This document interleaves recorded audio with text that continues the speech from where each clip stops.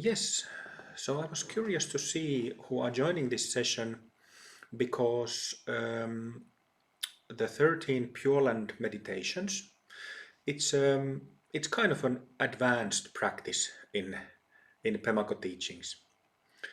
And it's not only advanced, but it's kind of a supplementary practice in Pemako teachings. So I don't know, there are new faces joining this session, which is wonderful. Welcome all and new people. But just to let you know that our main practice is Rainbow Body Yoga, which is a set of tantric techniques. That's the main practice that we Pemako Sangha members, Pemako practitioners practice on regular basis. And then we have Tantric Guru Yoga. We will do short Guru Yoga in this session this evening. That is also very significant. There is a short bit of Tantric Guru Yoga inside Rainbow Body Yoga, but it is also, we practice it separately, just enjoying the blessings and presence of Guru Rinpoche, Yeshe Tsogyal, and some other significant spiritual masters or Mahasiddhas. So, I could say that Rainbow Body Yoga and Guru Yoga are really the main two practices that we do. And then there are these various supplementary additional practices that have different purposes. And the purpose of these 13 Pure Land Jhanas is, as you probably read from the website, it is to study and check the extent of our mind purification or karmic purification. So it is really these 13 tantric meditations, meditating these 13 Buddha deities are a way to find out where exactly are we in karmic purification, in the purification process, meaning that how much or how little we still have to go before Buddhahood, full enlightenment, is attained. So I've written a book called What's Next on post-awakening practice that is freely available on the website, and it discusses the form of our practice. We in Pemako we use a very different kind of path map as our path map. It's these Boomis, these 13 stages, 13 grounds are kind of exceptional because it is so much of it, the theory of it is very simple, but the practice of it is largely experiential, yogic, meditational. So that makes it exception in the field of different types of path maps that explain the path from the beginning to Buddhahood, hopefully. It is an interesting thing that I was always interested and intrigued by this idea that when we have awakening experiences, and when anybody has awakening experience, regardless what type of practice one does, or if one comes to awakening experience through, let's say, exceptional difficult life circumstances such as stress or sometimes even trauma, or let's say sometimes soldiers get awakened in war front when battling. So I was interested about this, that there must be something happening in the subtle body. Subtle body means the mind, and as tantrics we look at the subtle body or the mind in the form of energy channels, nadis, and energy centers, chakras. So, you know, from very early on, I found it interesting, and I found it, um, it makes sense that when we have an awakening experience or experiences, many of them, it makes sense that something in the subtle body, in nadis and chakras, changes.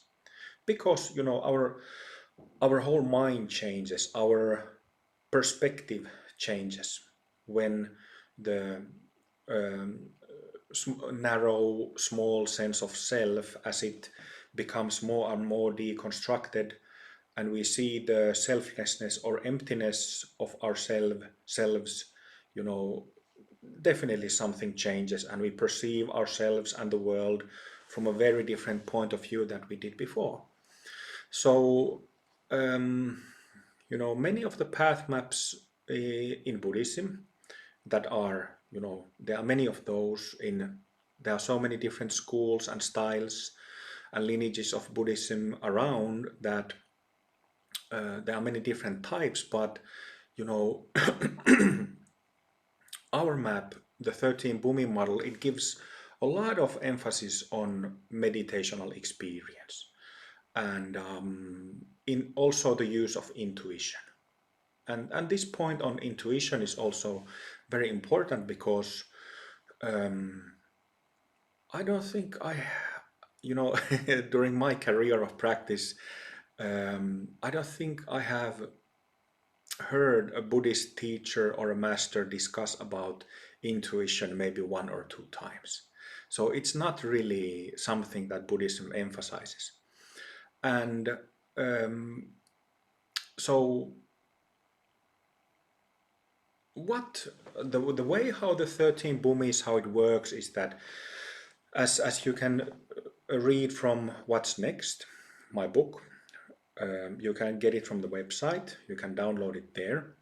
It explains that there are these 13 Bhumis, 13 grounds directly related to um, different different vibratory fields in the subtle body. Vibratory fields. So I'm talking about subtle energy, and just like we have in our physical body, we have all kinds of tubes, and there are blood vessels and different organs. There are nerves. Similarly, in our subtle body, we have these chakras, sort of like organs, energetic organs, and then tubes between them.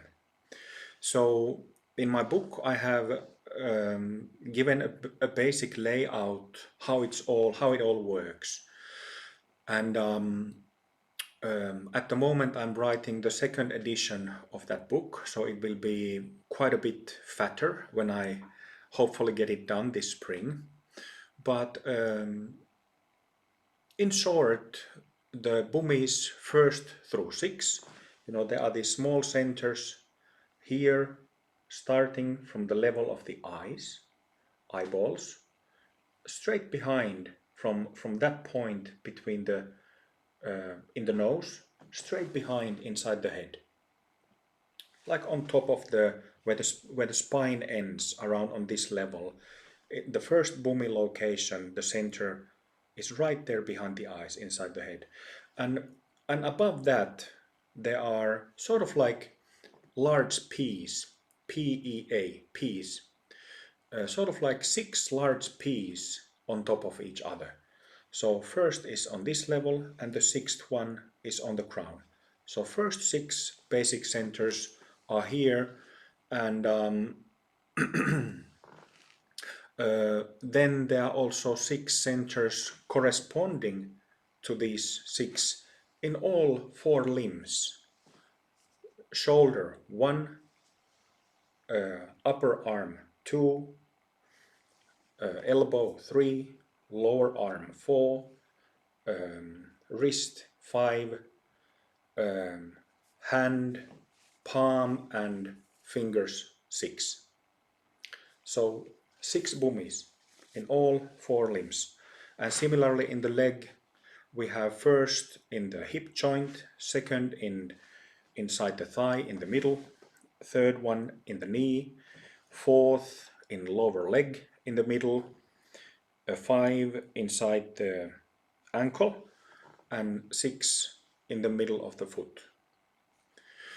So it's like a connected system. So what it means that when the first Boomi, when we have the first awakening experience, first insight into the selflessness of ourself, there is a corresponding effect on shoulders and hips.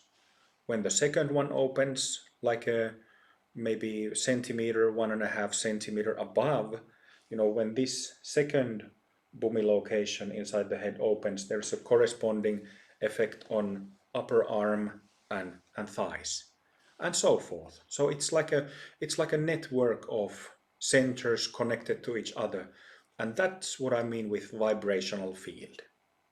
Okay, and so that's Boomi perfection, but it sorry, it's Boomi opening. And Boomi perfection means that if we still think about the first Boomi center behind the eyes, inside the head, it's like a plate, like a vibratory plate. Like we have a plate where we eat food. It's kind of plate or a disc like that is horizontally like this. So the center point of that plate is inside the head, and the plate is around it. So when we have a Boomi opening, awakening experience, and this applies to everybody, not only Pemako Buddhism, not only Buddhism, it applies to all types of awakening experience that people have. There is a hole is made to that plate. So that's the first one.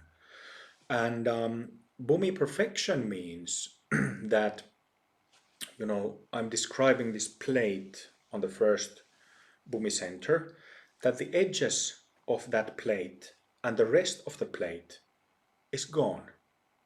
There's, when the first Boomi opening happens, you make a hole in the middle of the plate. And then when you do practice, purification practice, gradually that hole is made bigger, bigger, bigger until it covers the whole plate and the edges disappear. So that's perfection. When the whole plate it's karmically purified, when there are no how do you say, like files or notions of that contracted, narrow minded self no longer on that plate. So we have 10 different in our 13 Boomi model. The first 10 Boomis, they store karmic files. They store these recordings of different types of self-based thinking, habits, patterns, self-based patterns. So I already described the first 6 inside the head and in the limbs. And then we have 7, 8, 9, 10 outside our physical body. It's still the same space of the subtle body, of the mind, but we commonly use the word aura, A-U-R-A. So we have aura around the body, and that relating to 7, 8, 9, 10, it's kind of like you can think of 4 thick mattresses around your physical body. So the 7th is about this much, this thick mattress all around the body. So 7th is there, and then the 8th one is behind that, again like a thick mattress, and then the 9th similarly, and 10th similarly. So this is what the aura is. And relating to these vibrational fields of 7, 8, 9, 10 Boomis, we have the pillars of centers directly below and directly above the body. And these pillars are exactly the same. Like it's identical above the body and below the body. And so when we are looking at the aura, it's like these thick matrices, 4 thick matrices extending to roughly about a meter and a half or a bit less around the physical body. And then we have the same Boomi centers. The 7th one is about this much above the head, but then the spaces get a bit, or actually quite a bit, how do you say, larger, bigger. So the 7th one is here, but then the 8th one is already about 1 meter and 15 centimeters, 1 meter and 20 centimeters above the crown. So there's the 8th center hanging in the space, about meter and 20 centimeters above the crown. Then the 9th one is roughly about 2 meters and 30 centimeters. So it's quite a bit higher. And then the 10th is at about 3.5 meters above the crown. So 7, 8, 9, 10 on top, stacked on top of each other. And it's exactly the same length below the body. So these are the, as you can visualize in your mind, the 7th center that is there, it is directly connected with the, like I described, the thick mattress around the body. But then if we go to the 8th one above the head, 1 meter and 20 centimeters, it kind of creates I'm trying to fit into this video picture. So it's kind of like this. So it comes around the body and it makes kind of a leap like that. And it makes the same thing with the 9th and 10th. So, if we look in a small scale, it's like this.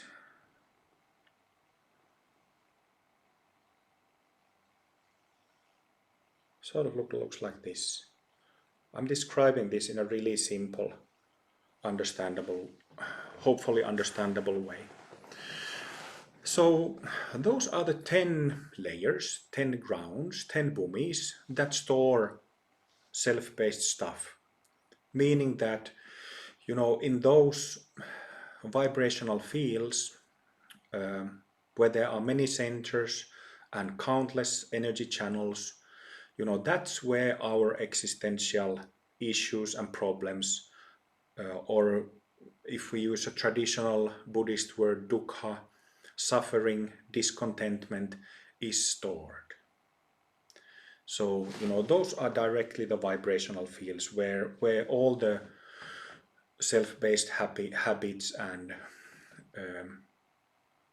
are stored, and where the conflicts come from, dualism comes from. So, as I mentioned, rainbow body yoga, we do several different types of practices to directly address these centers inside the body, in the limbs, in the aura, so that we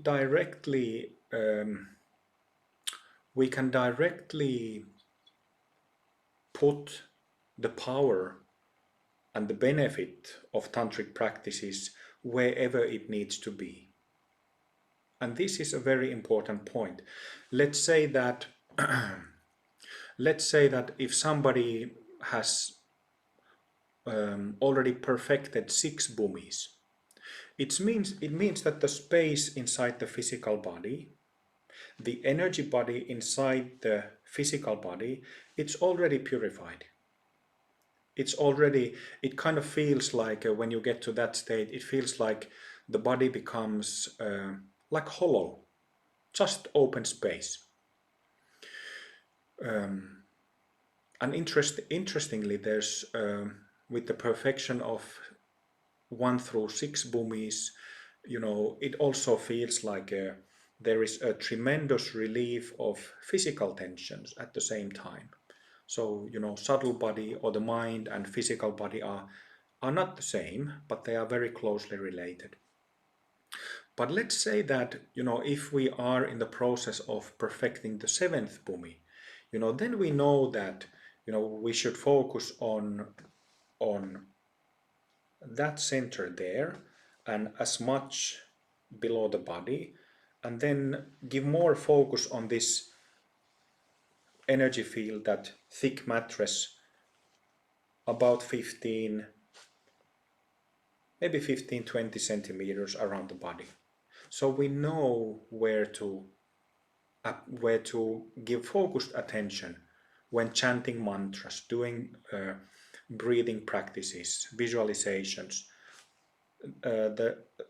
So the benefit and genius of this type of practice is that we exactly know where we are. And I was just talking about this on the February retreat, was it 2 or 3 weeks ago, that in Pemako we use a quite extensive type of, we use many chakras. For example, inside the body we have 18 plus 28, so it's 46, is it? Something like 40-50 centers. We chant mantras and visualize, we do practice in 46 different centers inside the body. So on the other hand, if we only used, let's say, 4 or 5, which is really common in Tibetan Buddhist yogas, or if we only used 7, that is very popular, widely used chakra system in Hindu tantras and Hindu yogas, there wouldn't be, we wouldn't be giving as much specific attention where it needs to be. So it's sort of like, I gave the same analogy that, if we think about the subtle body as a room, a big room, and then if we put one musical instrument, let's say a guitar, in one side of the room, and when you play the string, it's the loudest, the sound is loudest right next to the guitar, but the sound expands and covers the room. It reaches the whole space. However, if we put, let's say, a dozen guitar players in that same space, and they all start playing the same sound, the whole space is kind of bathing or filled with those sounds, with that music. And that's a perfect analogy of comparing doing tantric practice with very simple chakra models, or let's say more advanced or enhanced versions. And in Pemako we use, a very specific enhanced versions where we simply use these chakras because they are there in everybody's subtle body, mine and yours. Nobody is an exception. So we simply make use of this potential that is there. Okay, so the first 10 Bhumis, they store our stuff, and then we have, luckily, we have also the so-called Mahasiddha Bhumis, 11, 12 and 13. So as I described the pillar above the head, the first Mahasiddha Bhumi, which is the 11th Bhumi, first Mahasiddha Bhumi and 11th Bhumi are the same. So it's about 4 or 5 meters, about 4 meters above the head, hanging there in space. Then there is the 12th, which is maybe about 1 meter above the 11th. And then there's 13th, that is again about 1 meter above the 12th. So in Pemako practice, in Rainbow Body Yoga, what we do is that, and what is also done in these 13 Pure Land meditations, is that, we purposefully make connection between the body mind, the aura, our subtle body here, and those Mahasiddha Bhumis up there and down there. We purposefully connect that pillar. And we do that because the reason why they are called Mahasiddha Bhumis is that Mahasiddha means a fully enlightened master. And so these Bhumis, these vibrational fields, these chakras are the centers that directly correlate with our Buddha body, with our each one's Buddhahood or Buddha within. So that's why we do it. And like I said, everybody has the same energy body. So we are really talking about just different way of going about it. These centers are up there and down there, and they actually have Mahasiddha Bhumis. They also have corresponding centers inside the body space. But so we connect those pillars because we can directly experience, by making that connection, we can have an instant access to ourselves as realized Buddhas, as fully enlightened beings, completely selfless beings, pure, very fresh, very clear, just perfect. No existential issues whatsoever, no anxiety, no trauma, no pain, and we bring that potential in us. We purposefully connect these centers with this energy field where those, like I described, we bring those that energy, that charge, those blessings from Mahasiddha Bhumis to the first 10 Bhumis, because it helps to purify our stuff, and like that remove our existential issues. So that's how it all works. So what we will do in this session is that I will give you an empowerment for the 13 Pure Land Jhanas. And so even if I mentioned that 13 Pure Land meditations are a supplementary or additional practice, or kind of an advanced practice in the Pemako method, it can be done as a meditation exercise. And in case if some of you haven't received tantric empowerments before, what empowerment means is that there is lineage and a master or a teacher who represents some tantric lineage, and that master or teacher, what empowerment means is that when that teacher or a master does the practice, it's a very, very beneficial and powerful event, because then those who want to receive the empowerment, the main point of empowerment is that you don't have to generate all on your own. You don't have to generate all the energy and insight alone. So this is the reason why empowerments are given in tantric methods, because it makes the whole thing much easier. So what the empowerment means is that when a teacher gives it, it's a powerful energetic event that it's a transmission which helps to, reveal or unfold this potential in yourself. And then when you do that practice on your own, you have like I said, you don't have to start from the beginning. You can just use, in this case, the 13 Buddha deities and, experience it in a very deep manner, so that the experience is comprehensive and clear.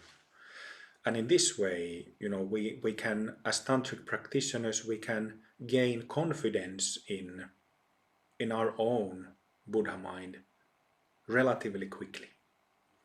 And I think that is really, really essential in when discussing any type of methods, that all methods should do that, should be able to do that, so that practitioners can get that personal first-hand experiences and confidence coming from those experiences and insights very quickly, so that it doesn't take years or decades to have one awakening or two or three awakenings. But in our Sangha we have there is one a good friend from Ireland, Shane, who opened all his 13 Boomis in 2.5 months. Then we have I don't know, we have 30 or 40 Sangha members who have opened all their 13 Boomis, meaning that they have had 13 major awakening experiences, major breakthroughs. And these awakenings and breakthroughs are discussed by, if not all, but most Buddhist schools, and also in other types of contemplative and meditation practice. But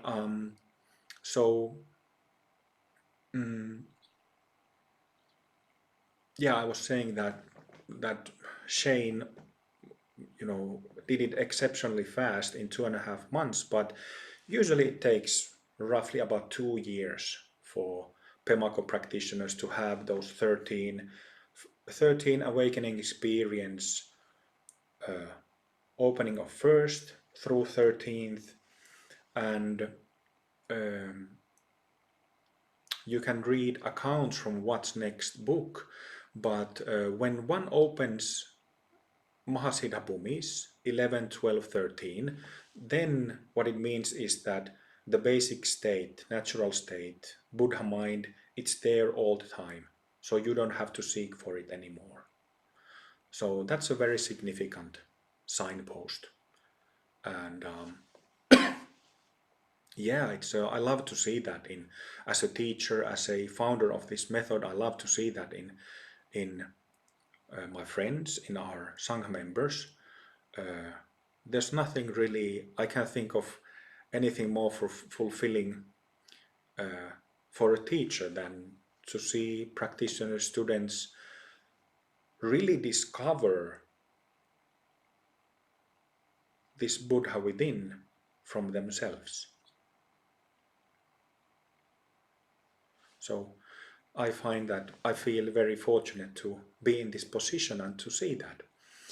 But not only these awakening experiences, but because of this detailed know-how relating to those thick mattresses and Boomi centers in the limbs and the whole system, this enables, because of that know-how, just like in engineering, like in mechanical engineering, when we know how something works, then we can use it and we can reap benefits from it. But if we don't know how it all works, if we don't exactly, it's kind of hazy, kind of vague, we don't really know what we are doing, obviously that's not good in engineering either. So we have at the moment maybe I don't know the exact number, but around dozen practitioners who have already perfected 1 through 6, who have all Bhumis open and perfected 1 through 6. And we have in that dozen at the moment, there's perhaps half who are perfecting 8th, 9th, 10th. So quite close to attainment of Buddhahood. actually the attainment of Buddhahood.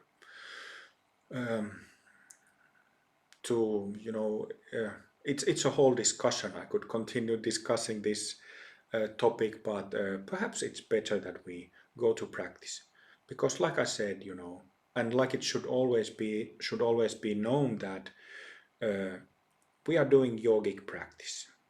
We are doing tantric yoga here. This is not a religious practice. This is not a belief-based practice. Practice of yoga means that anybody can learn it and anybody can verify it through one's own experience. No beliefs are necessary. So I'm sure that in the ears of many who hear discussion of attaining Buddhahood, it sounds, whoa, whoa, whoa, it sounds too big, sounds too great. But like I said, because of this know-how of Mahasiddha Bhumis and know how to open and perfect Bhumis, it becomes very, very fast, relatively very, very fast. And that means that doubts disperse, doubts disappear through first-hand experience. All right, I think that's enough for the sermon tonight. Just a moment, I will get you a link on the website for the 13 Pure Land Jhanas there in the chat window. So from that page you can see the basic information and also the list of deities that are included in this empowerment.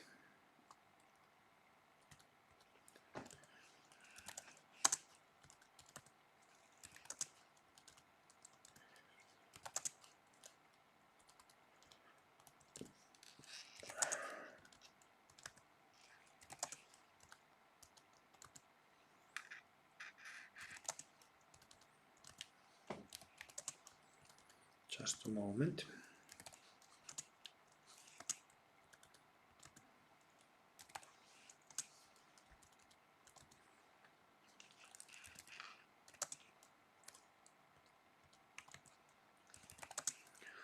Regarding Rainbow Body Yoga, we have almost monthly we have Rainbow Body Yoga empowerment through Zoom. So you can check from Facebook when the next Rainbow Body Yoga online course is. Highly recommended. So there you have the 13 deities. So like I said, the first 6 Bhumis are like large peas on top of each other from the level of the eyes inside the head to the crown. So the first 6 Buddha deities, Amitabha, Ratnasambhava, Vairochana, Amoghasiddhi, Akshobhya and Maitreya are like this, like 6 deities relating to these 6 Bhumis. And this is, by the way, not a visualization practice. So the way how I practice and the way how I teach it is it's not actually a mantra practice either. It's in Hindu Tantra they call it samyama, but I don't know what it's, if there's a, I actually don't know if that type of mantra practice exists in Buddhism, but I will describe it to you as we go through it. So it's not like a mantra repetition where you keep repeating the name of the Buddha. It's more like focusing attention at a specific chakra center, let's say 3rd Bhumi, and then just 1 or 2 times thinking the name of Vairochana, and then letting it go, letting it vibrate in the inner space. But I will describe this in a bit more detail as we go through. So then there is 7, 8, 9, 10. Shakyamuni, 7th center. 8th, Mahasthama Prapta, which is 1 meter and 20 about. 9th Boomi, Akasha Garbha, a little over 2 meters. And 10th Boomi, Ksiti Garbha. So these all are, if you Google any of those names, you can find, these are classic Buddha deities, but we just use them in the described way in Pemago. And then 11, 12, 13, Vajrasattva, Dorje Sempa, Vajradhara, Dorje Chang, and 13th, Kunzang Gyalpa. I don't have a Sanskrit name for Kunzang Gyalpa, but what it literally means, Kunzang Gyalpa, it means like a benign king, king of basic goodness, king of that which is all good. Kunzang, all good.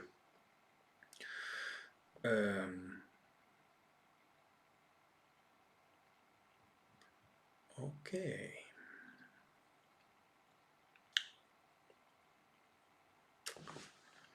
So when we go to the empowerment, when we start, what we will do is that we will first sit down and relax for a moment. Then we will generate bodhicitta. We will express our motivation to become fully enlightened as soon as possible for all sentient beings, and also asking blessings from Guru Rinpoche and Yeshe Tsongyal, who are the Mahasiddha gurus of Pemago Buddhism. And then we will start going through this Boomi pillar from the first Boomi inside the head, and then one by one to 13th. And then we will come back down slowly. So it will take a while to do that. I think that it will easily take 45 minutes, perhaps even an hour, to go through it slowly. So I think it's best that we take a short toilet break now. So let's take 5 minutes and then continue.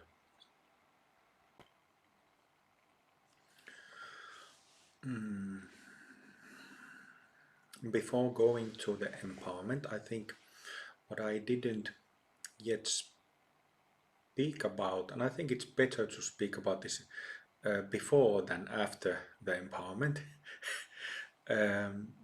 is that how these 13 Buddha deities are practiced, and how exactly, how do we check whether we have cleaned up, perfected a particular Boomi or not. So I already said that, they are like plates, like vibratory plates, sort of like in kitchen closet we have plates stacked on each other. It's exactly like that. So there are these vibratory plates on top of each other. So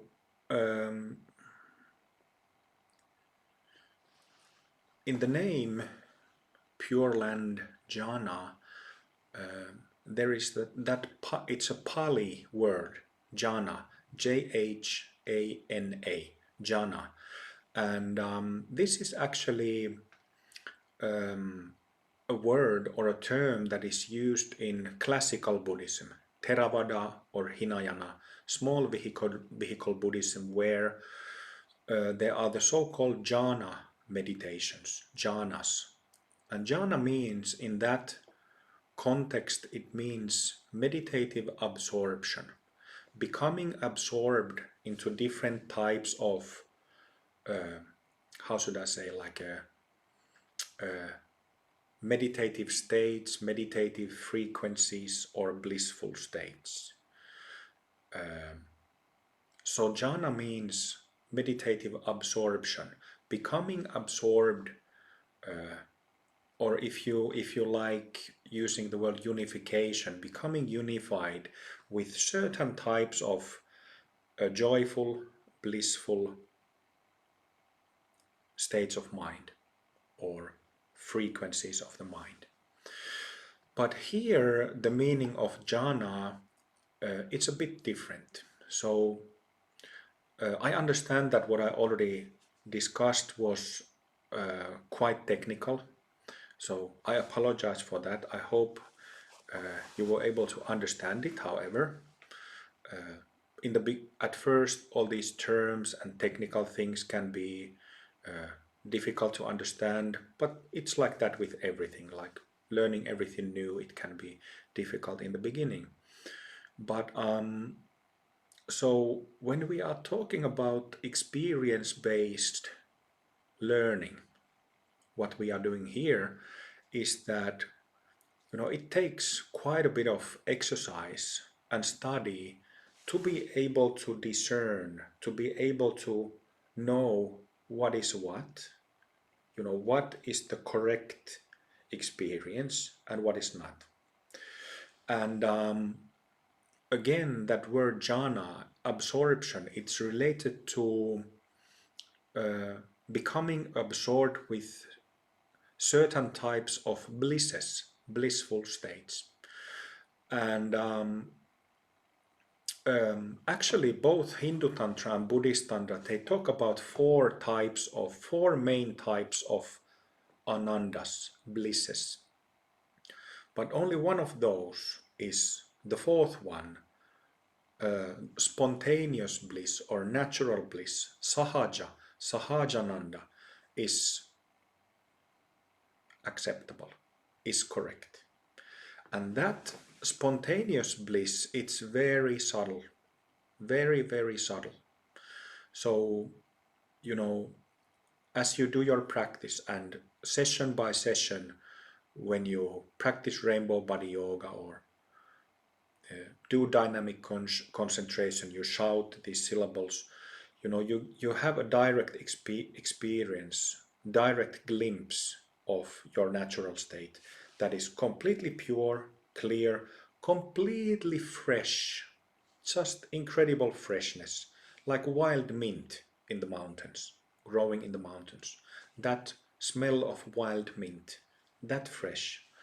So little by little, as you become more familiar with yourself, with your own Buddha nature, as it becomes more familiar, you will start to understand what I mean with this point about spontaneous bliss, sahajananda. And what, many tantrics, for example, Mahasiddha Saraha, who is a big name of Mahamudra tradition, he also uses the word sahaja a lot, like many other Mahasiddhas in their scriptures also do. So, what is the experience? How do we measure? How do we know if we have perfected a Boomi or not? Here are a couple of pointers. So, like I said, when a Boomi opens, there will be a hole on the Boomi plate. And because that hole is there, it's sort of like suddenly there is a hole. If there is no hole, it's we can't see through it. We can't perceive through it. But when there's a hole, suddenly we start seeing, oh, there's a hole, now we can see what's on the other side. So something changes. And that hole gets bigger and bigger and bigger. So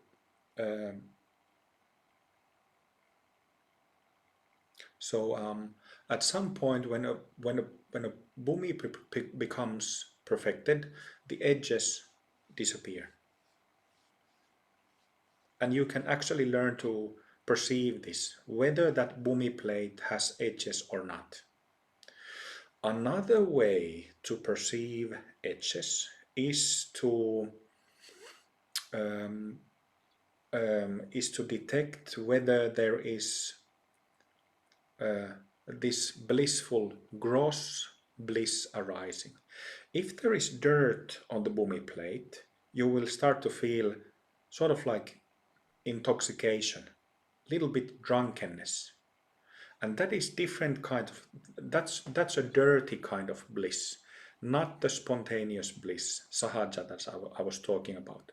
So you can understand through that through this example that, you know, it takes a bit of practice to understand what is gross bliss, what is bliss arising from dirt in the mind, or what is bliss of the natural state, what is bliss of ourselves as Buddhas. So, but anyway, if this absorption effect starts taking place, meaning that you start going into this, it's not a trance-like state, it's like becoming absorbed, like becoming unified with this intoxicating blissful state. That's a sign that the Boomi plate is not yet perfected. When you are meditating, let's say for example Amitabha Buddha on the first Boomi, if you start feeling blissful absorption, getting intoxicated, a bit tipsy, a bit drunk, then it's a sign that it's not perfected. But if it remains, when you cultivate, practice Amitabha on the first Bhumi, Ratnasambhava on the second, Vairochana on the third one, etc. If you don't feel edges, if you don't feel gross bliss, if it remains like the perfect clear sky, that's a sign that the Bhumi is perfected.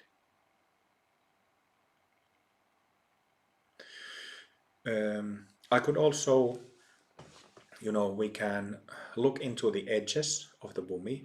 We can look what kind of bliss it has, whether it's gross or subtle, or we can look at it we can perceive it. These are already same. We are talking about same things. I'm just describing it in 3 different ways. And the third one is,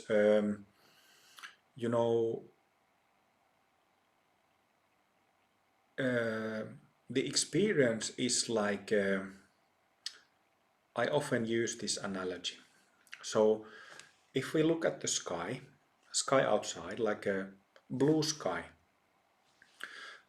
and then at first it might seem that there are no clouds there at all.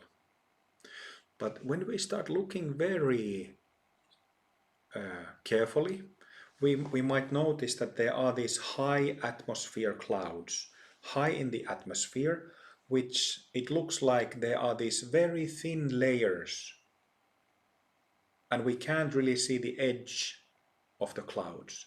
Do you understand what I'm talking about? High atmosphere clouds. These type of clouds that they are not like cumulus clouds that, are like this. We can instantly see that these are lower atmosphere clouds, cumulus clouds, this type of shape. So it's very easy I'm not talking about that kind of clouds. I'm talking about high atmosphere clouds where there is this subtle layer of cloud and it's difficult to see where the edges of it are. That's a perfect analogy for this third type of pointer regarding like little residual junk, karmic dirt on those Bhumi plates. But we can learn through exercise, through practice and study, we can learn to detect, when we tune in, for example, to the first Bhumi plate, if you don't have sensitivity, you haven't yet developed it, it probably goes unnoticed. But, as you learn this, then you will start to notice that, there is something. It's not actually a clear sky yet. There is some high atmosphere clouds, some energetic residual there. Okay, so those 3 edges, gross or subtle bliss, and then same way to describe it is that there is some fine junk still there, like high atmosphere clouds. So if there are no edges and the bliss is very subtle, it's like very, very subtle joy, this perfectly pure joy. It's not drunkening, it's not manic, it doesn't have a manic flavor at all. It's this purely fresh joy, fresh bliss. And then the third one, the fine traces of selfing. If those three are absent, then you know that the Boomi is perfected. And you can check this with this practice. You can check all the karmic Boomis, first through 10. You can measure. You can directly measure where you are on the map. So that's how it works.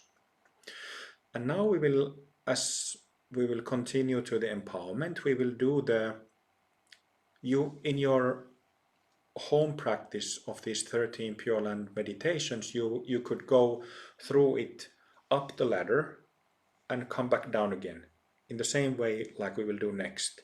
Or you could focus, for example, if you don't have enough time on your hands, you could take the Boomi you're working on and check only one Boomi at a time, or a few. All right, let's continue. You can take a good upright sitting posture, relaxed. Your posture should be comfortable, not rigid.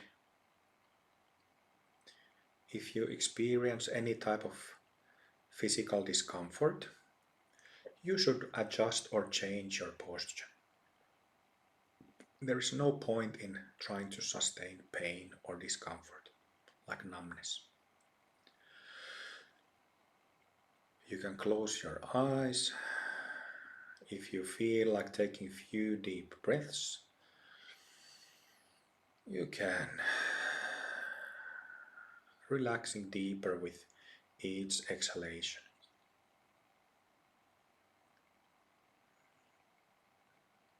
So for a minute or two, becoming aware of the body and letting tensions relax. Sort of like letting the body melt.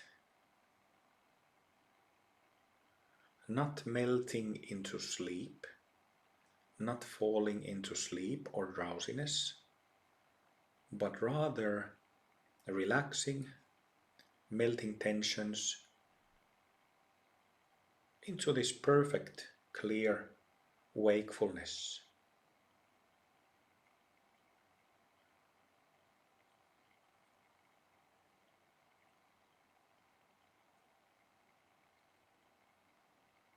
Letting tensions dissolve, release, while knowing it, while being perfectly aware that this relaxation, releasing of tensions is happening in our body, different parts of the body, all over the body, in our subtle body.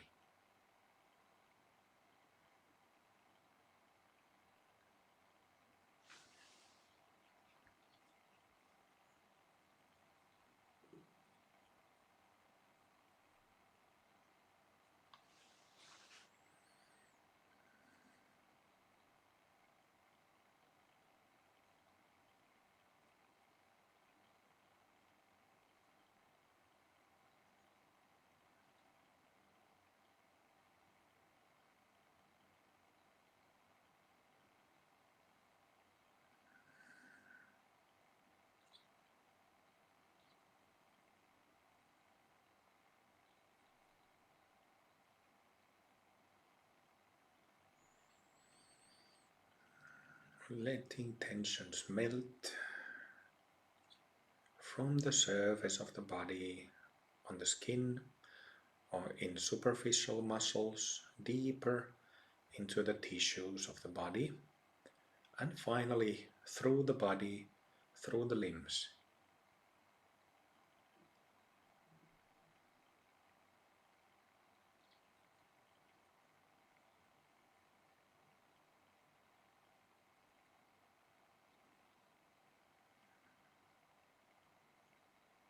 breathing can flow on its own. Relax the belly, relax the sides, relax solar plexus area so that breathing can flow unimpeded.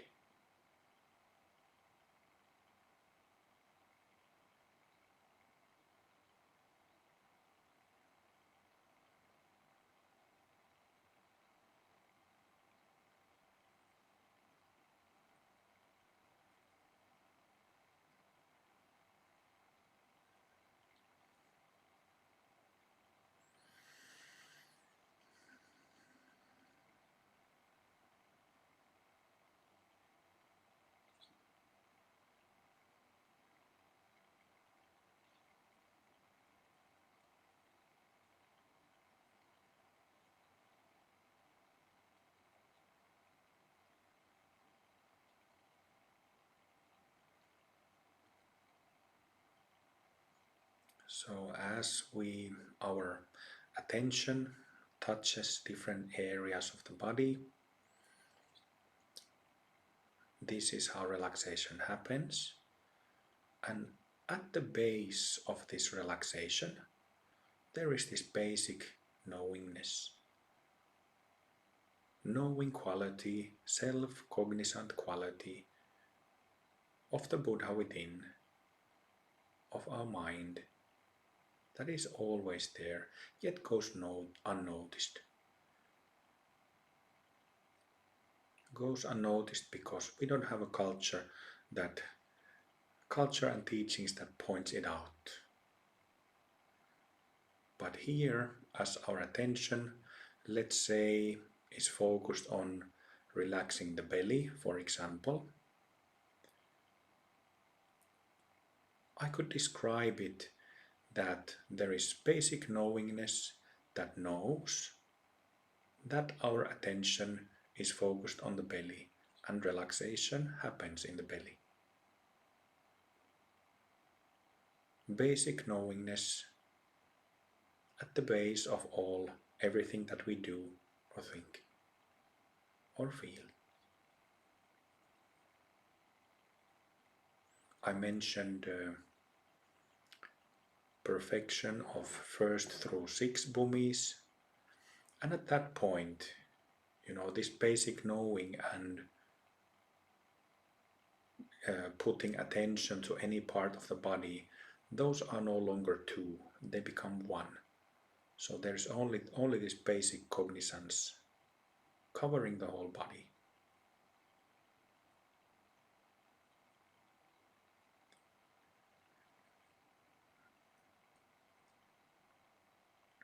And this topic of knowingness, we could spend a week-long retreat on that alone. But let's continue in this session as we have limited time. With sincerity, with openness of heart, with pure intentions, I would like to ask Guru Rinpoche's and Yeshe Tsogyal's blessings for everyone joining this empowerment so that each one of us can reap great benefits from this practice and attain Buddhahood as soon as possible for the sake of all sentient beings. Namo Guru Rinpoche, Namo Yeshe Tsogyal.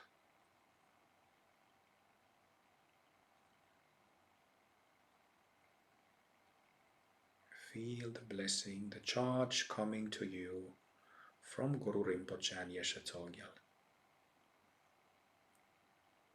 Tune in, feel.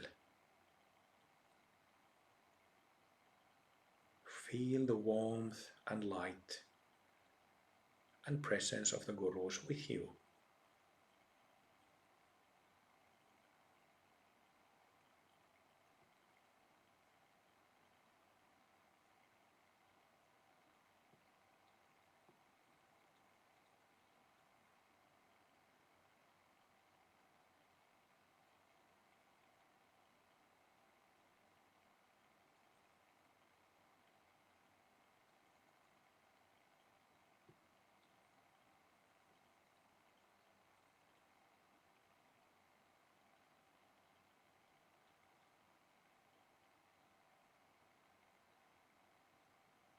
Namo Guru Rinpoche, Namo Yeshe Tsogyal.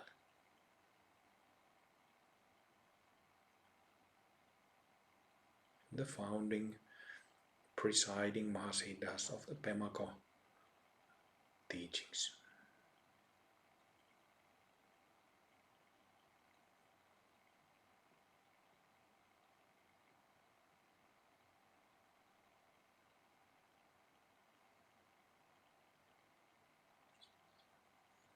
Always when you ask or call or turn towards Guru Rinpoche or Yeshe Tsogyal, they instantly touch you, arrive to help you out.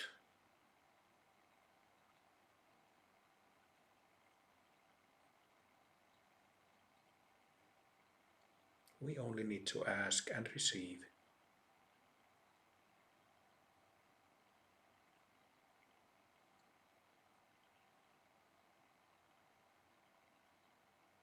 Receiving means feeling it, feeling the blessing, the charge in the body, having the experience of the blessing, not the idea, not thinking about the blessing, feeling it.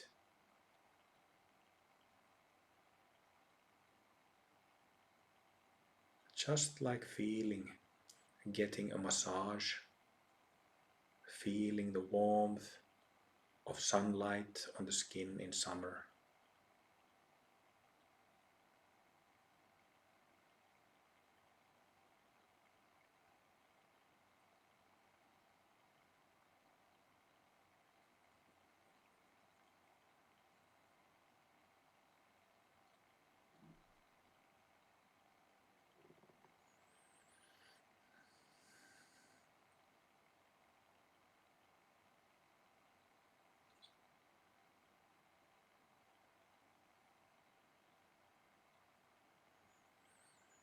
All right. Thank you, Guru Rinpoche. Thank you, Yeshe Ma, for these blessings. May they spread to all sentient beings for the benefit of all.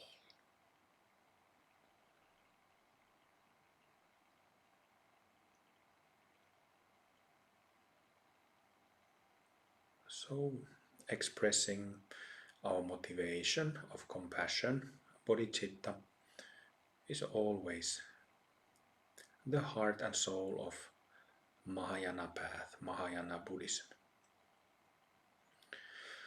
Okay, let's continue with the first Boomi. Locate the first Boomi center inside the head on the level of the eyes, behind the bridge of the nose, in the middle of the head.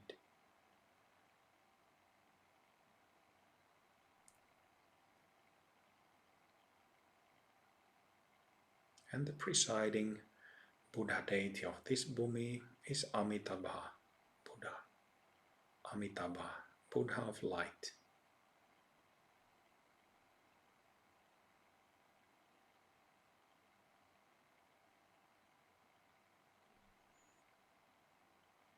Amitabha, Amitabha, Amitabha.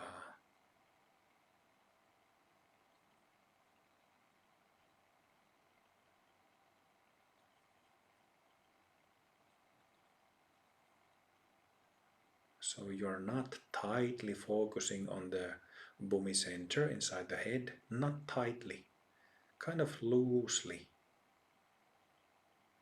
kind of with curiosity and interest.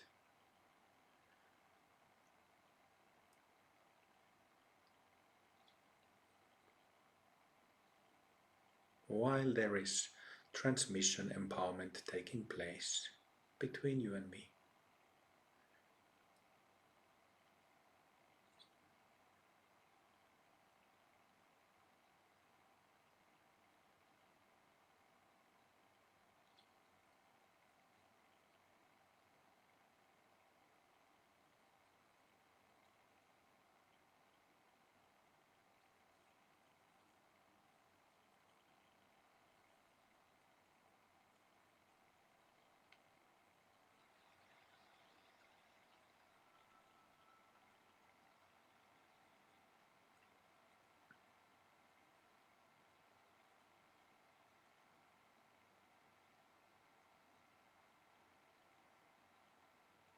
So how you can do this practice at home is that you gently, loosely put your attention to the particular Boomi, now the first one, and in your mind release the name a few times. Say the name and kind of let it echo in the mind.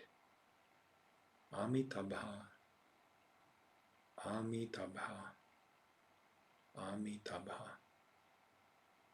Just 3, 4, 5 times.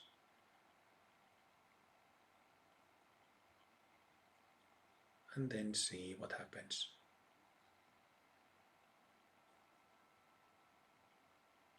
Then be aware of the sensations.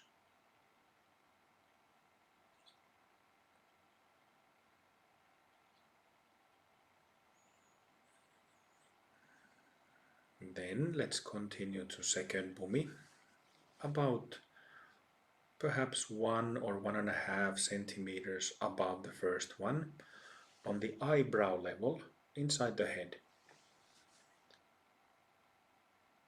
right on top of the first one. You can gently, loosely place your attention there. Ratna Sambhava, Ratna Sambhava, Ratna Sambhava.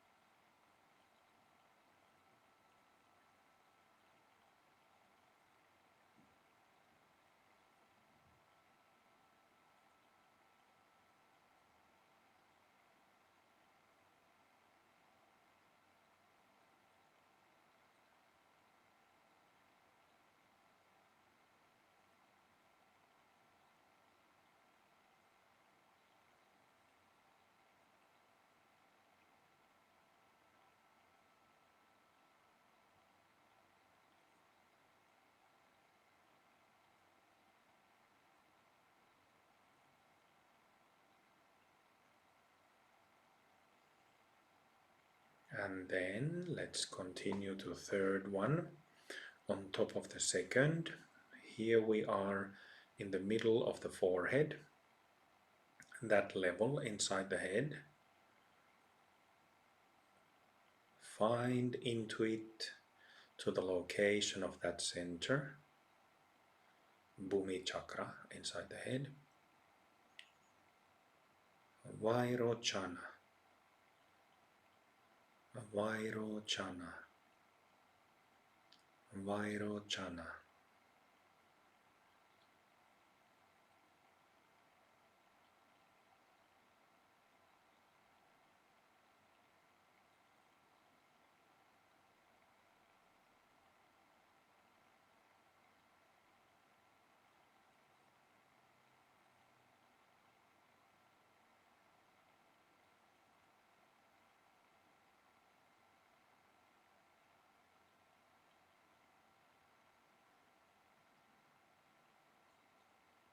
For the benefit of all sentient beings, meditating Buddha Vairochana on the third Bhumi center inside the head.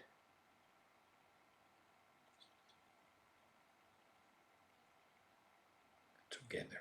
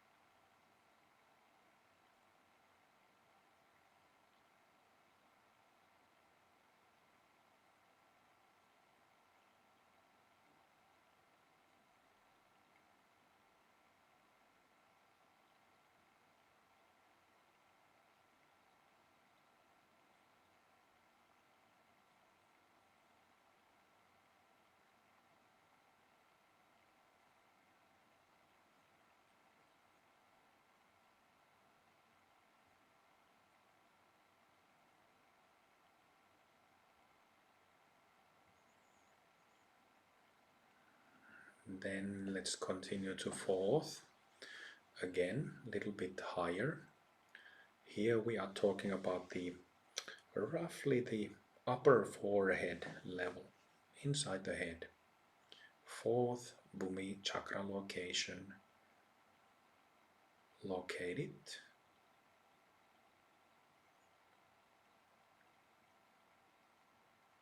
Amogha Siddhi.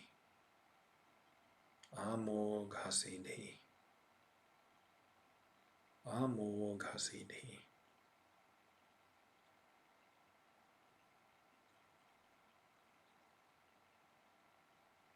Greeting Amogha Siddhi Buddha.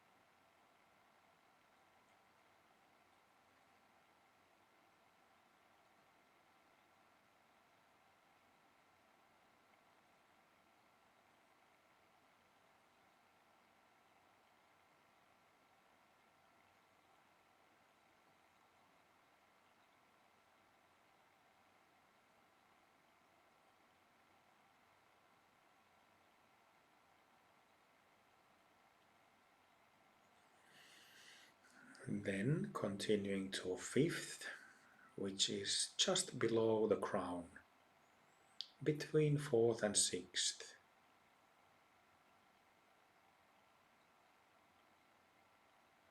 Locating fifth Bhumi chakra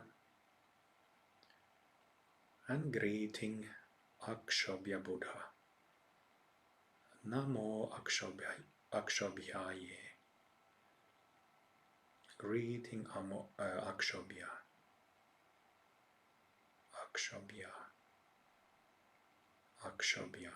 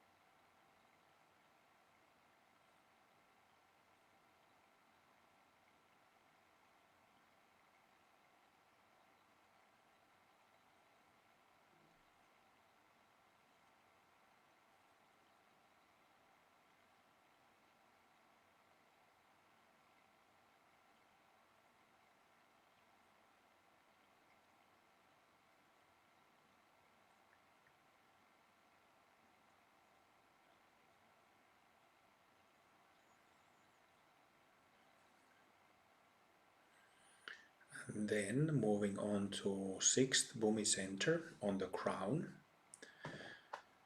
So locate sixth Pumi chakra, and from that location greeting Maitreya Buddha, Buddha Maitreya, Maitreya, Maitreya,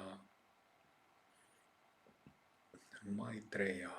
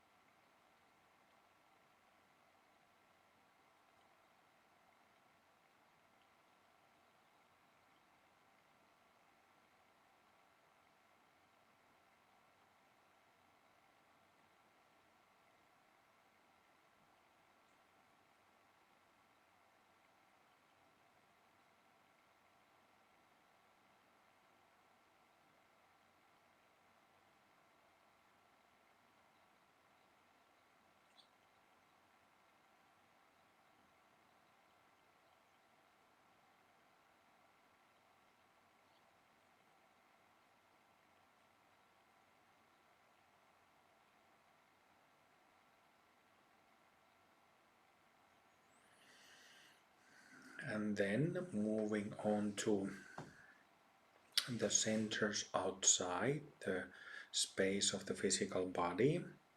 So locating, intuiting where the seventh Bhumi chakra is above the head, about 15 centimeters, which is about half foot above the crown.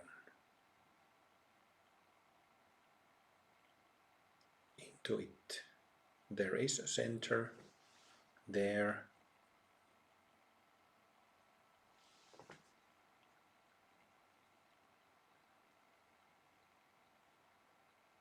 And from that Bhumi chakra, greeting Shakyamuni Buddha. Shakyamuni, Shakyamuni, Shakyamuni.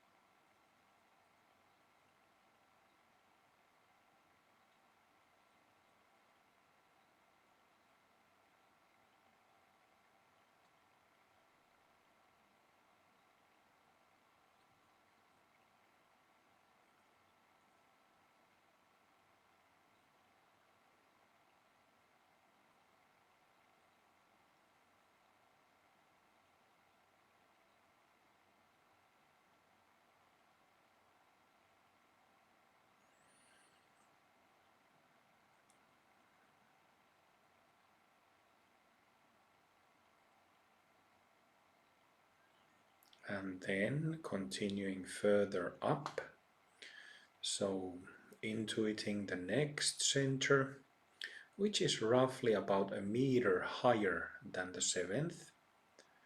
So you can let your attention ascend upwards from the seventh, very gently, very lightly, not strongly. If you use attention strongly, you will miss it, because that strength applied to focus, it makes you lose the sensitivity. So very lightly, and at about 1.2 meters, you will feel some kind of a click.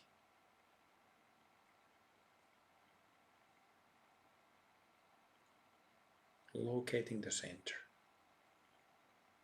And from 8th Boomi, greeting Mahasthama Prapta. Mahasthama Prapta. Mahasthama Prapta Buddha.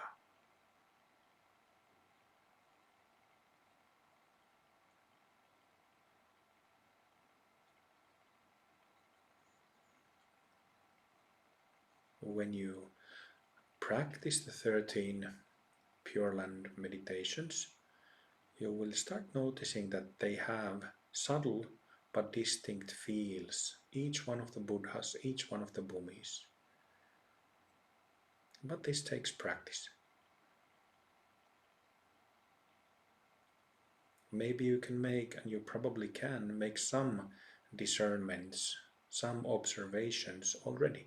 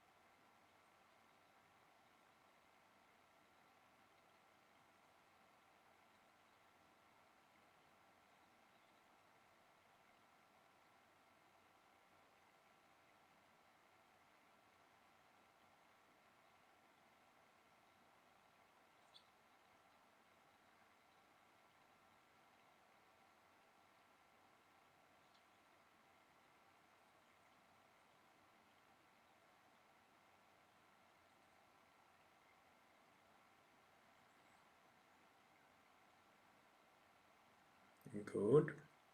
From 8th, ascending further up to 9th Bhumi Chakra location, which is roughly, let's say, 2.2 meters. Again, using your attention very lightly so that you still have ability to perceive, kind of letting that perception come to you. Little over 2 meters above the ground. 9th Bhumi Chakra. And greeting Akasha Garbha Buddha. Akasha Garbha. Akasha Garbha. Akasha Garbha.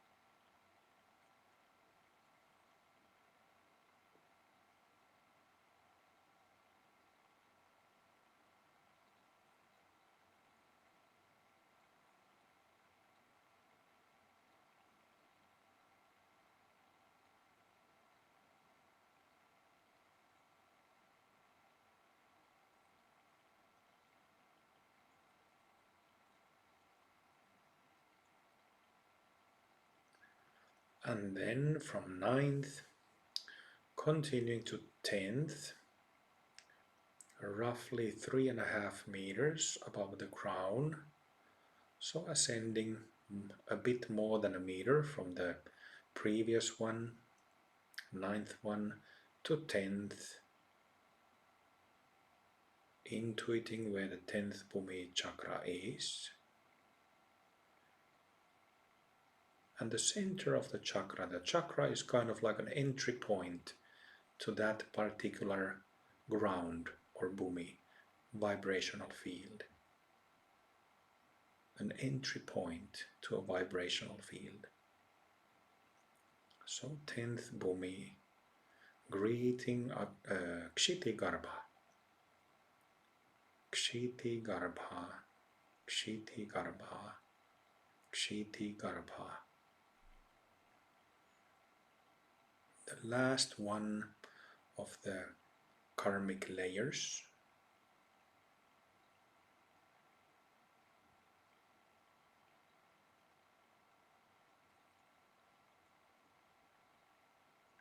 Presided over by Kshitigarbha Buddha.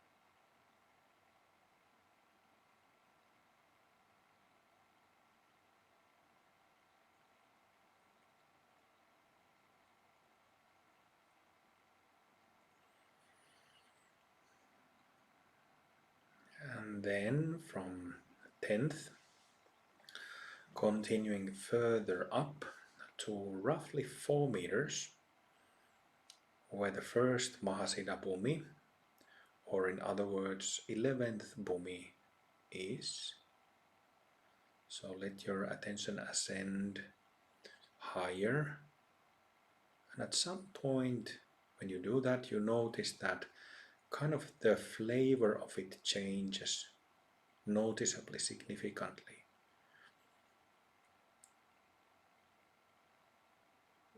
11th Bhumi, first Mahasiddha Bhumi, roughly 4 meters above the crown, greeting Vajrasattva Buddha, Dorje Sempa, Vajrasattva, Vajrasattva, Vajrasattva.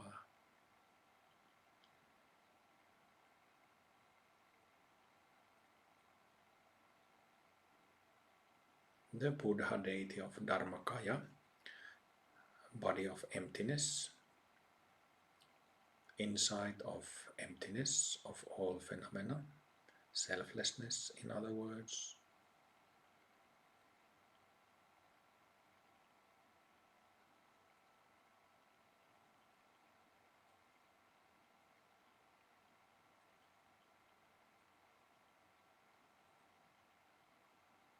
Lightly, loosely, our attention is high up, but also we feel the sensations with our body, with our heart, with our whole being.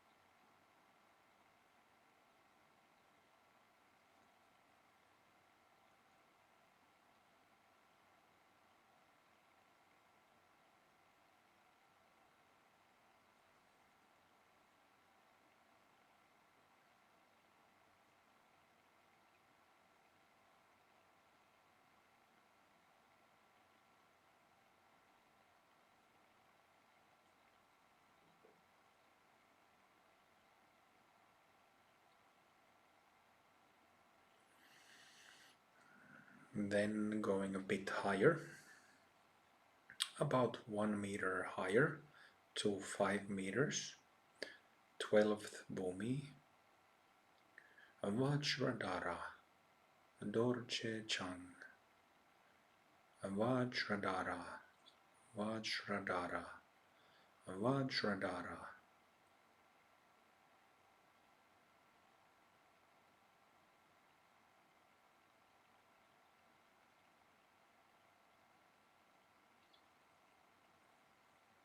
Here the flavor changes because 12th and 13th Bhumis relate to different Buddha body, that of enjoyment and pleasure and light, Sambhogakaya.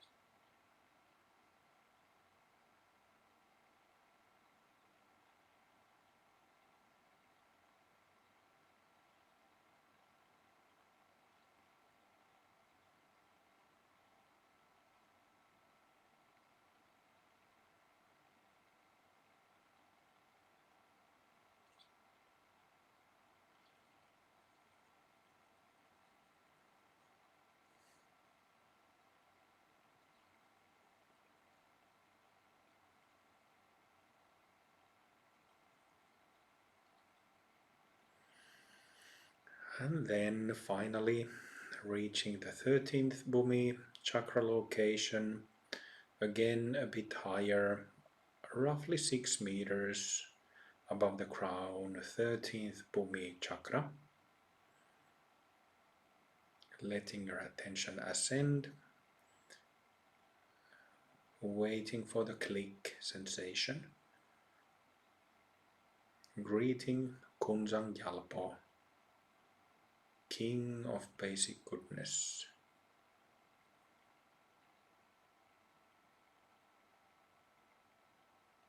Kunjang Gyalpo, Kunjang Gyalpo, Kunjang Gyalpo.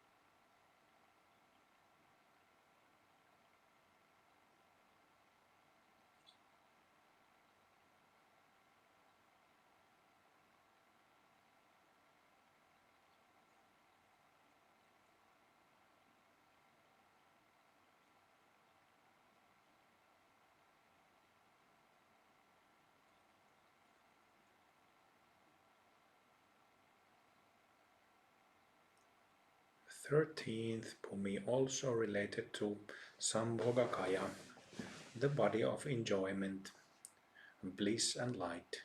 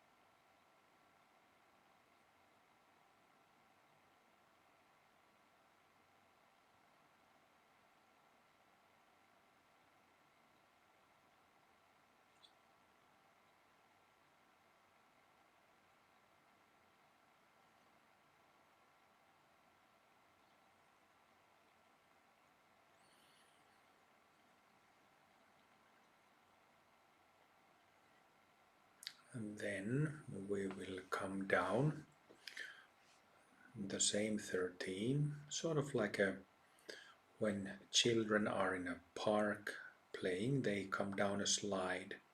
So we don't have that much time left, so we will come down the slide in a slow manner. So from the 13th, Kunzanggyalpo, coming down, back down to 12th, and Vajradhara, Dorje Chang, letting our attention descend.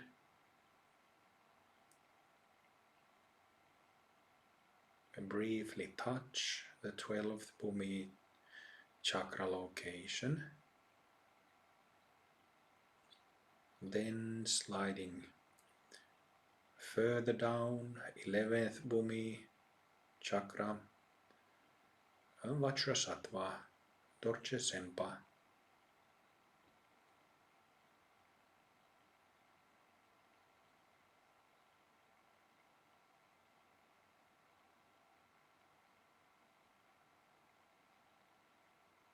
And then sliding down to 10th Bhumi,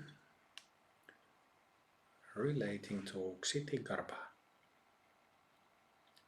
about 3.5 meters above the crown.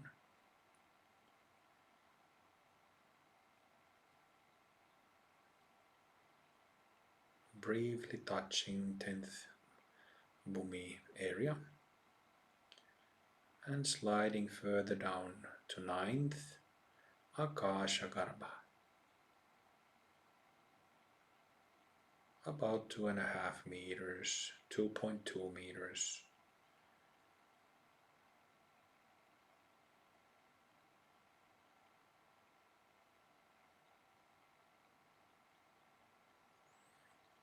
Then sliding further down, 8th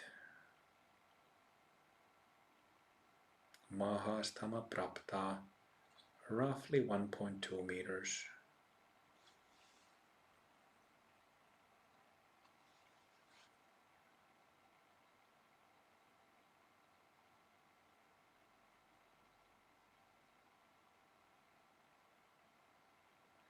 Further down to 7th Bhumi, 15 centimeters above the crown, Shakyamuni.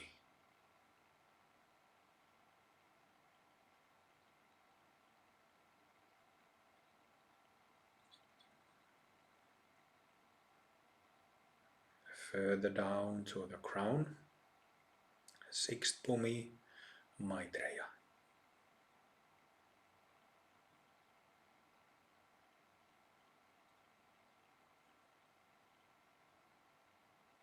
Then inside the head, 5th Akshobhya,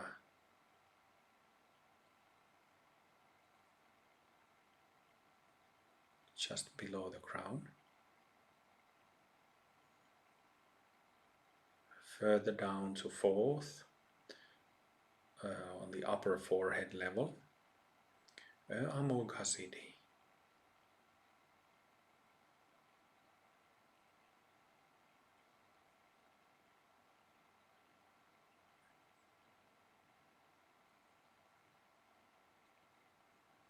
Then 3rd Bhumi, center of the forehead level, Vairochana.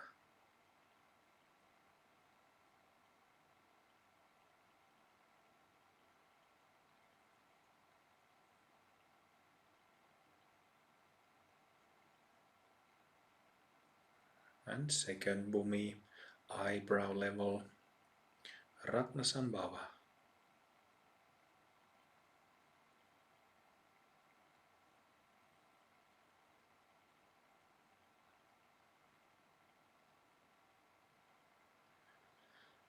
And then where we started, 1st Bhumi location on the level of the eyes, Amitabha.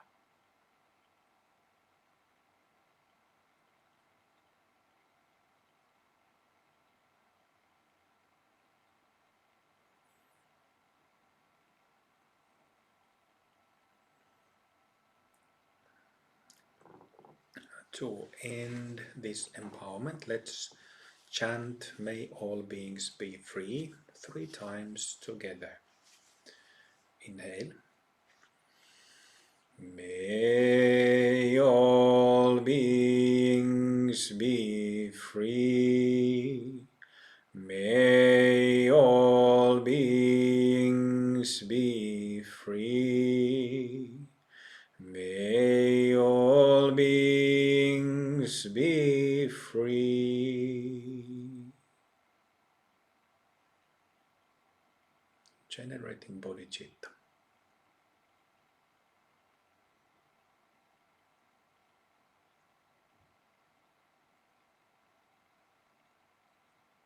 Letting bodhicitta prayers, that energy, when we express it, when we put energy, our love into that prayer, it fills our whole being, opens our subtle body. And this is the foundation of Mahayana practice. And then let's dedicate the merit. If you know the 2 sentences, you can recite with me. Inhale. May all beings receive my accumulated merit.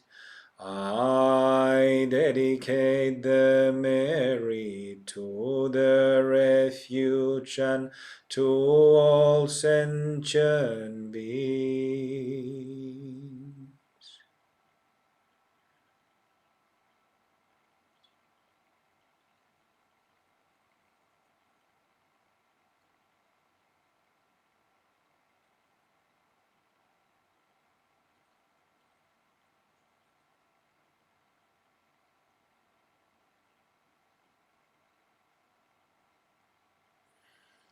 Please join your hands, and as a sign of sincerity and honesty, let's do a bow.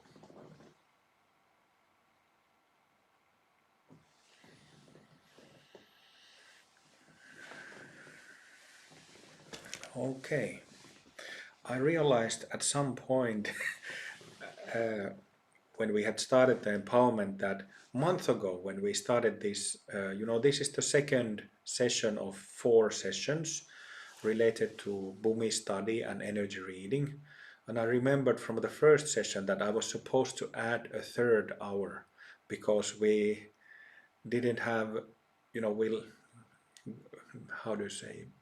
got short on time the first time, but I just didn't remember it. But nevertheless, we were able to go through this empowerment well. And just to make sure that you understand that, you can, if you go through the pillar, each date, each location, let's say 3-4 minutes each, you can count that it takes 3 minutes, 3 times 13, it takes half an hour to get up. And if you come down the same pace, it takes an hour to do. But it can be done much quicker also, just 1 minute, 1 minute, 1 minute, 1 minute like that, up and down, or just up and come down, like coming down the slide like we did. Or, if you want to check your progress, you already know that, this practice is for the purpose of checking the perfection of Bhumis, so that's why it's advanced, for practitioners who are advanced, who have already have, should I say, significant progress in practice, in Dharma practice. So in that case, when you're checking Bhumi perfections, let's say that if you have 3 already down and you're checking, you're not, you felt some shift, you felt like some deepening or integration happened, and then you want to check, okay, was that a fourth Bhumi perfection? then you can just tune and use that. You know where the fourth Boomi location is inside the head, so you just call Amoghasiddhi from that location by releasing the name with sincerity and honesty, releasing that name from that location. And like I said, you can then check and measure based on those instructions that I gave, whether that's actually the case or if it was some minor, smaller shift inside Pumi perfection, because those also happen. So, do you think you have a clear understanding what this practice is?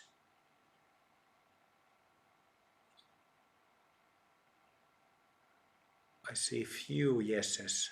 Mostly it looks like no clue. I'm just kidding.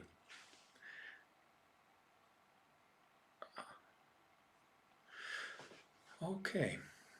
I realized that it's already the designated time. Personally, if you have some questions or you would like to discuss this, I don't have hurry to go anywhere, so we can continue discussing. But those of you who have to log off, thank you for joining this session. I hope that this practice brings you many, many benefits, helping you to, finalize your path, and helps you to have the vision of reality as it is. So much positive wishes for that. And I would also like to thank for your donations for this. If you haven't yet given a donation, you can find the donation information from the Facebook event. Yeah, so thank you for joining this session, and have a nice evening or day if you're logging out. But if you have if you want to ask something, feel free to ask now.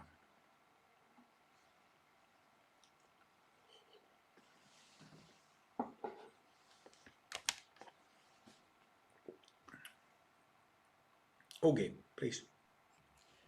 I think it might be interesting. I don't know it myself. We just use this empowerment and this technique to check for Boomi perfections. Has it in itself also a purification effect? Could it be used as a deity practice in itself now with the empowerment? Yes, definitely. Yes, it can be used that way, and we have like a number of Sangha members who have done this to check their Bhumi perfections, and then a Bhumi has opened or perfected.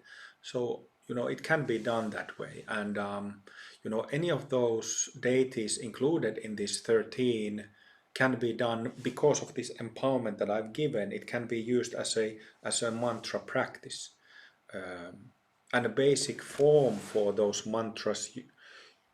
I like to use very simple, the simplest form of mantras that is possible. So you can simply say the name of the Buddha, or you can add Namo in I'm writing in the chat window, so you can add Namo in the beginning and Ye in the end with any of these Buddhas. Namo Amitabhaye, Namo Ratnasambhavaye, Namo Vairochanaye, and so forth. So, and this can be used as a mantra practice.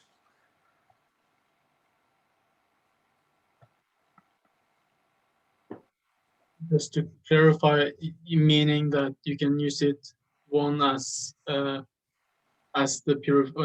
checking the Boomi layers, and two without doing that. So in like just going through Vajrayana or any Exactly. other without that tuning in. Yes. Yeah. Yes, exactly so. Two different purposes. Oh, it's actually the same, but you know, two different takes on it.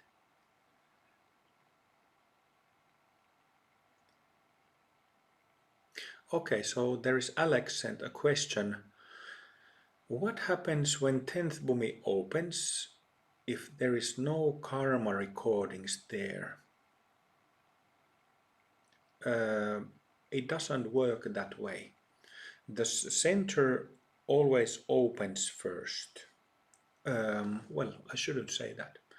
Let's take a hypothetical situation that, and there are people like this out there. So somebody has done some form of spiritual practice, maybe tantric practice, maybe Buddhist practice, maybe Hindu practice, maybe Christian practice, maybe mindfulness practice for 5 years, 10 years, 20 years, 30 years, but there has been no awakenings.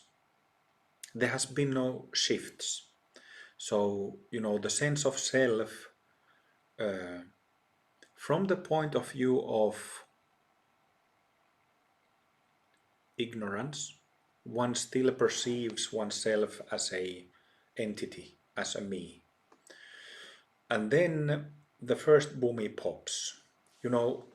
Let's think that this person has practiced 10 years of some type of meditation. This time is not wasted. When somebody practices any type of practice for some time, you notice that it does make a change. Even if there are no major breakthroughs, Boomi openings, something changes. We become calmer and clearer and fresher, little by little. So this is karmic purification. And that is what Boomi perfections are. It's a purification process. But Boomis do not perfect before they are open. So opening happens always before the whole plate can disappear. Do you understand? So it can be the case that when somebody has practiced for a long time that the some or most or even all of the 10 Boomis can be quite clean, and then it just waits for the Boomi plate to be opened. So it can happen like that, but it cannot happen that the plate is already gone and then it opens. It makes no sense that way. I actually know I have this, I'm not going to mention names, but I know this man, a Hindu Swami, who has been very close disciple of a very notable, who I think is a Mahasiddha. And he has been a student of this Mahasiddha for 42 years now. And this Swami doesn't have any Boomis open. The last time when we met, I checked. So he hasn't had any Boomi openings, but his Boomi plates are like, that example that I gave, already quite clear. But he's still, because those openings haven't yet happened, he's pretty stuck in duality, seeing the world in terms of me and other. So, but they are mostly like a bhakti and karma yoga community, so they don't have like jhana yoga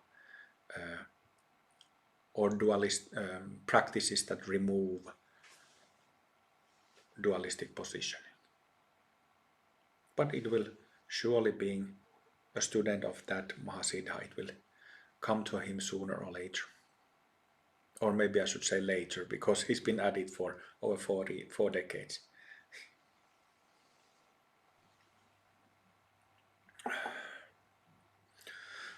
There's another question. What about children and their Boomis? Are they open? Well, that depends on children. I know children who have a number of open Boomis, who are what would be called in Tibetan Buddhism tulkus, who are like very devoted, serious practitioners from past lives. But that's actually an interesting question. You know, children or babies, when they come to this world, they are born into a new body and new nervous system. So, you know, and they don't have, you know, it takes time for them to develop that sense of self in this life. But nevertheless, they, you know, most children, they come with karmic, I don't want to say, well, baggage. When you travel, you take an airplane, you have baggage, right? You have, you know, bags and suitcases.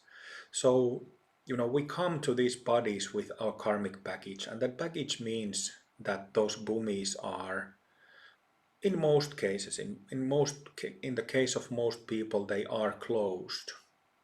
But you know, when somebody is a baby and a young child, it might seem that if we don't understand the difference of these, they are kind of dormant when you are a small child. But little by little they start,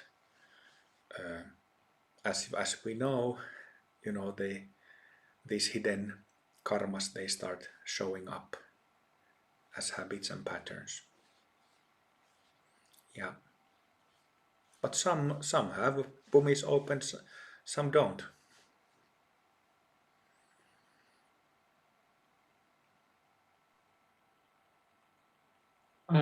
Something I've been wondering about is 11th, 12th, and 13th. If they, because they are already pure, and then how is it that you open and perfect something that isn't stained? Like, Right. Well, it needs to be established in the body mind.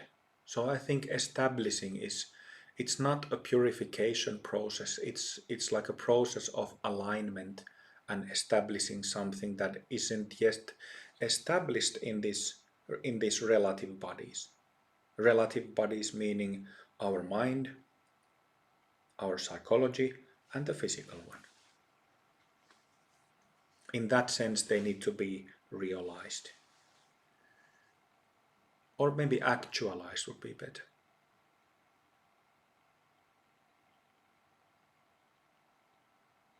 Oh, wait a second.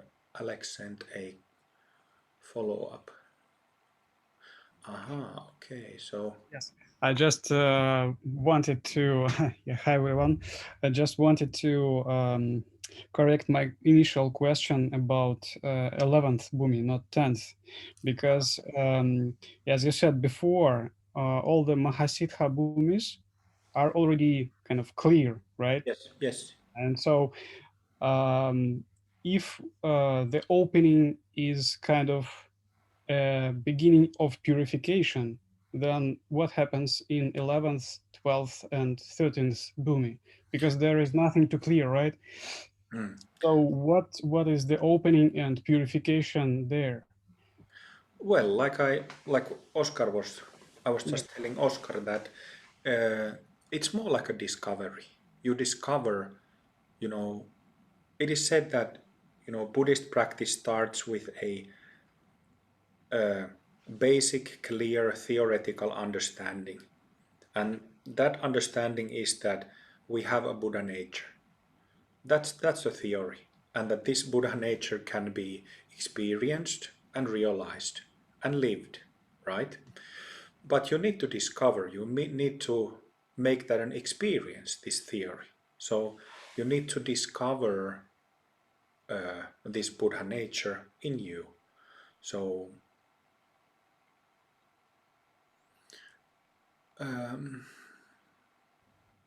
So it's kind of researching and not purification in but researching, right? what is that word? Researching or like investigation or something like that, right? I would use the word discovery. Finding, Yeah, finding. finding, realizing that potential, establishing that potential. Got it. Yeah. Thanks.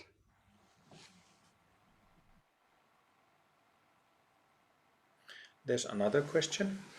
Once a Boomi has been opened and completely purified, can it be closed again? Yes. But it depends. So, you know, it's a simple rule is that if we are not yet fully realized Buddhas or Mahasiddhas, then by definition we are still samsaric beings. And samsaric beings, as Buddhist theory explains, transmigrate. There is a cycle of birth and death, birth and death, birth and death, transmigration from one life to another. So in this transmigration, if we haven't yet attained Buddhahood, they can and do get closed again. And there are some, in Tibetan Buddhism there are these Tulku lineages, including High Lamas.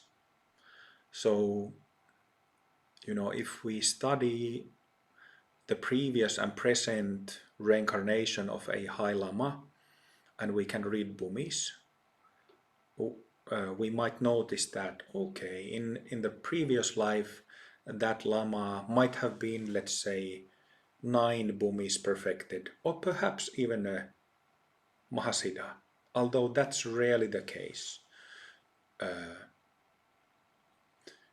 So let's say that some High Lama has been 9 Bumis perfected in previous life, and then if you look at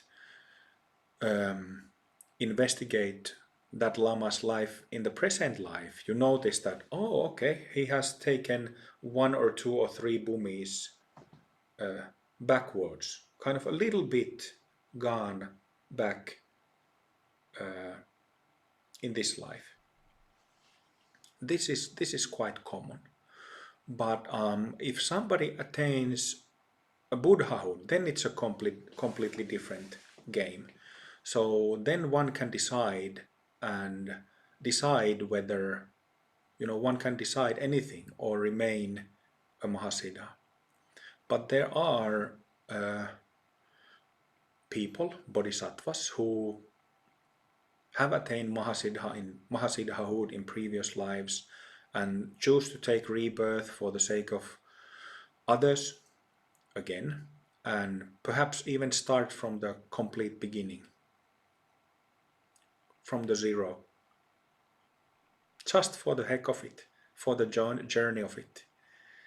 You might hear some yogis and Mahasiddhas make jokes that, okay, this has been interesting, and I've taken a human life for, I don't know, 7,000 times. So I've been through this already, so maybe I will take a rebirth as a bird or as an otter or as some animal like that, or not take a rebirth in this world at all, in this physical world at all. So sometimes you can see masters say something like that.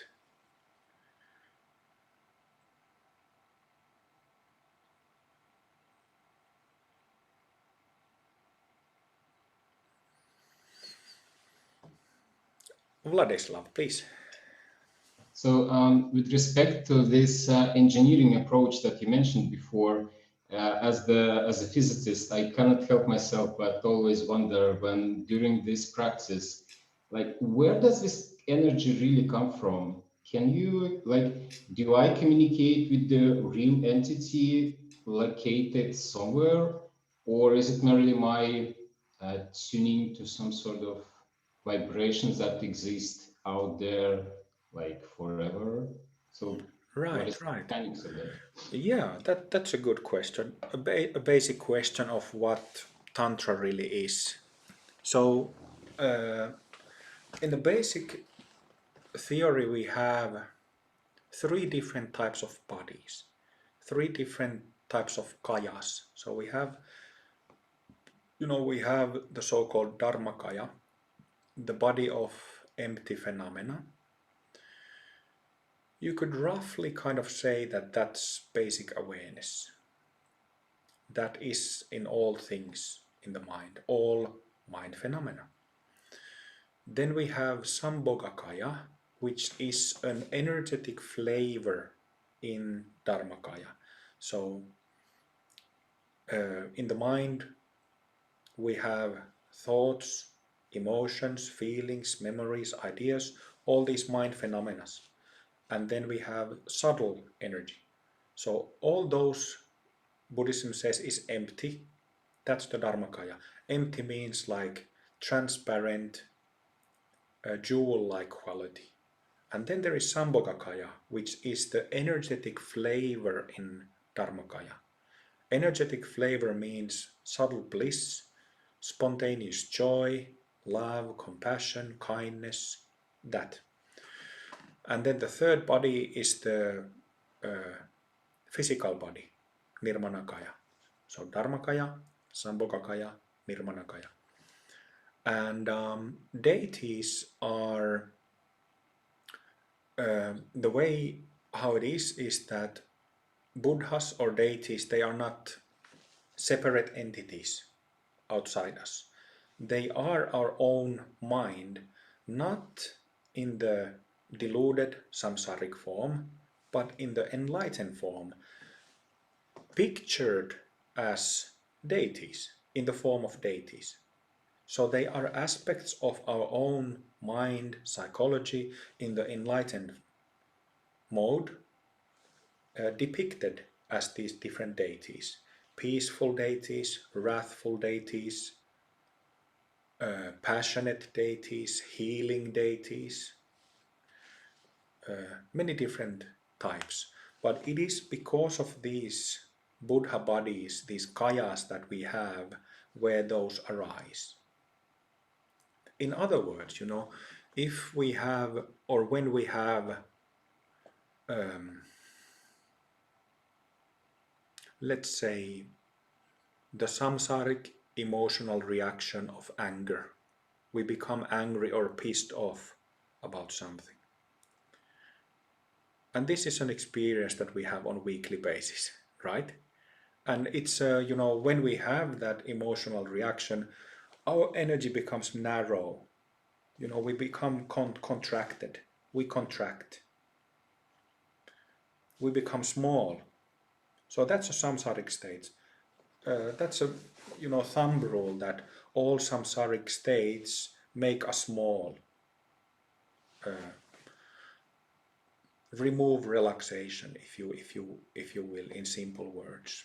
But then the tantric deity for transforming anger, liberating anger, is Dorje Drolo, which is one of the deities that we practice in Rainbow Body Yoga. Dorje Drolo.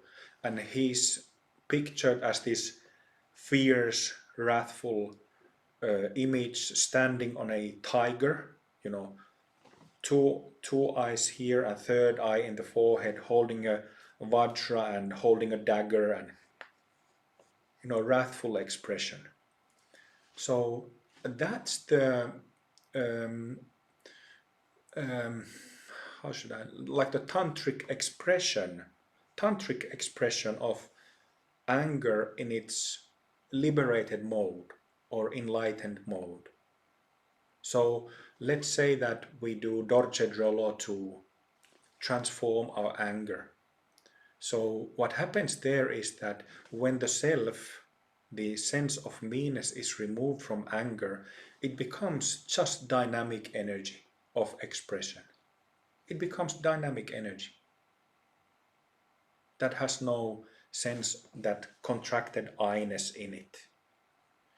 So it's all, we are really talking about a system that is psychological, that is transformative tools, and it has nothing to do with external entities or gods outside of it. Has everything to do with our own mind and bits and pieces and aspects of our mind. So Tantra looks at it in the form of deities and collection of deities.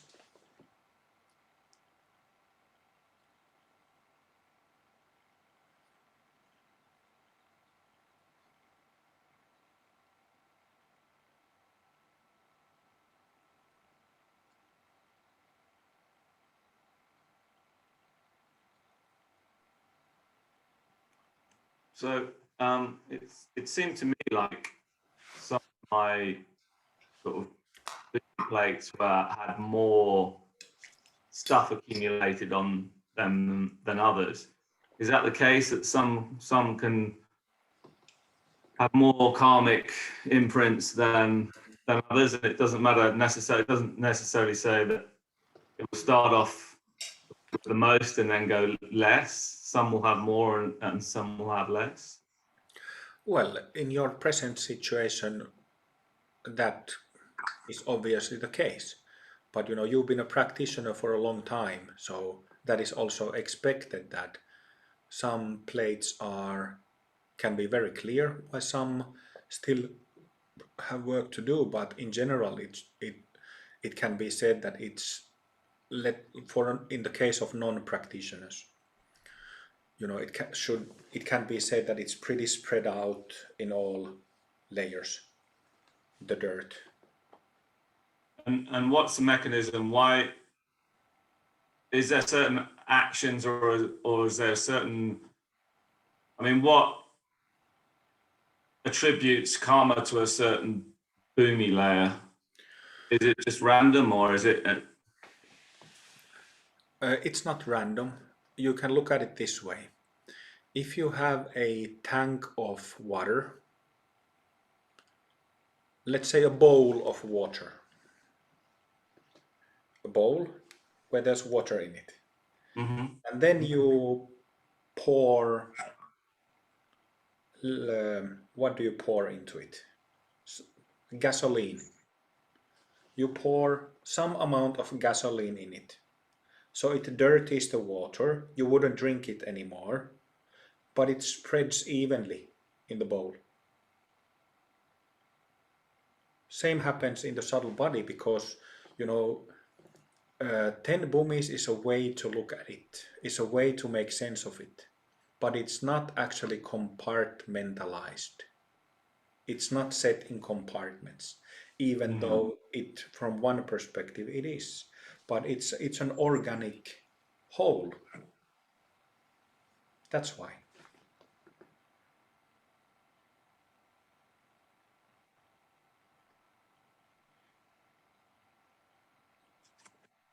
Thanks. Okay, I think it's time to wrap it up. Thank you, everyone. Thanks again, and have a nice evening. We are continuing these Boomi sessions in a month, in March, so perhaps see you then. Bye bye.